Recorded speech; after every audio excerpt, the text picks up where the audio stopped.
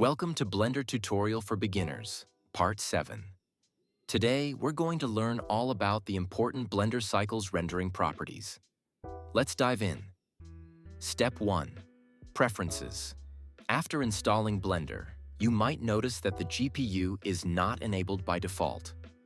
To fix this, go to the top left toolbar, open Edit, then Preferences, and choose System.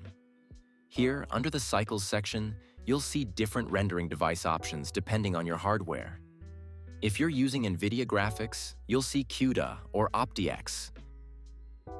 For AMD graphics, you'll see HIP. And for Intel's ARC series, you'll see oneAPI.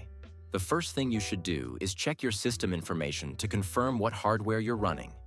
Since I'm using an NVIDIA RTX graphics card, I can choose between CUDA or OptiX. The difference between them isn't massive, but for mid-range to high-end GPUs, OptiX is usually the better option. Once you select OptiX, you can choose between your GPU and CPU. And here's the important part. Never use your CPU for rendering. It's extremely slow compared to the GPU. Before moving on, also check if your viewport subdivisions and modifiers are using GPU acceleration. This will give you a smoother workflow. Step 2. Switch to Cycles.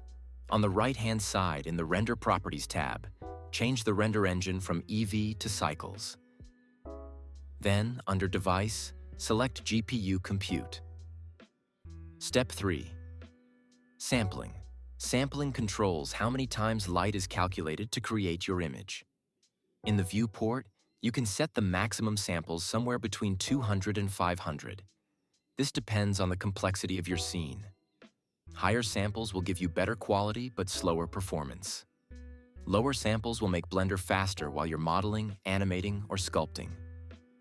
You can also adjust the noise threshold. Between 0.001 and 1, higher values speed up the rendering, but the quality goes down. For the viewport, a value between 0.1 and 0.5 works best. Down in Denoise section, you have two options: Intel's Open Image Denoise or NVIDIA's OptiX AI Denoiser. Always stick with GPU for denoising, because CPU threads can overload very quickly. And keep the start sample set to albedo only. Step 4. Final renders. Now let's move to the render section. For final renders, set the noise threshold between 0.01 and 0.03. This will give you a clean result without too many artifacts.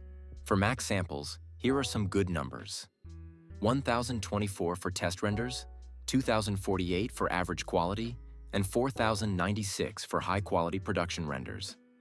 In the Render Denoise section, always make sure Use GPU is enabled. Using CPU only can cause extremely high loads and even overheating during rendering. Choose OptiX and select both albedo and normal passes for better results. Step 5.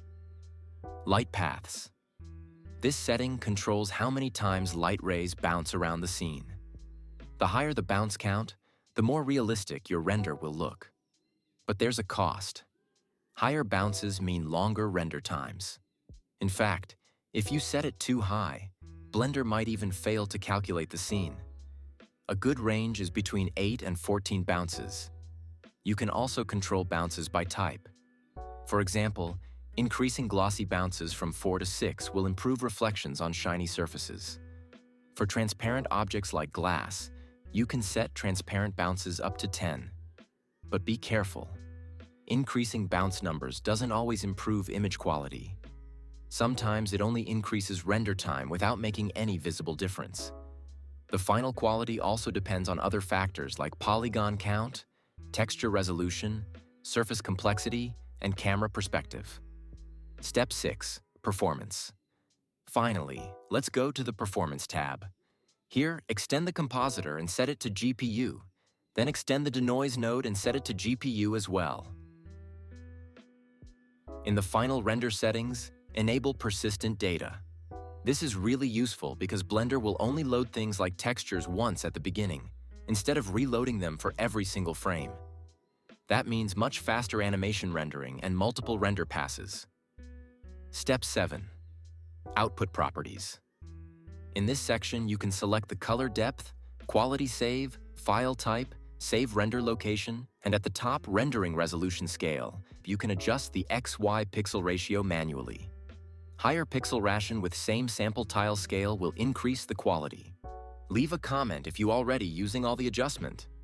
Let's take render with all adjusted settings. Go Rendering tab from top toolbar. I put resolution at 3840 by 2160, and by pressing F12, you can render the default camera. After render finished, go to Image, give it a name and save. There you go. For following improvement in rendering, you can try the experimental in render properties. This feature is not highly recommended, but it enables the subdivision dicing rate in rendering by eliminating and limiting the subdivision in 3D models according to the camera position for optimizing the scene and faster rendering. This still in progress, but this will be such an important tool for high poly scene. Thanks for watching, and if you enjoy, subscribe and like. See you in next tutorial.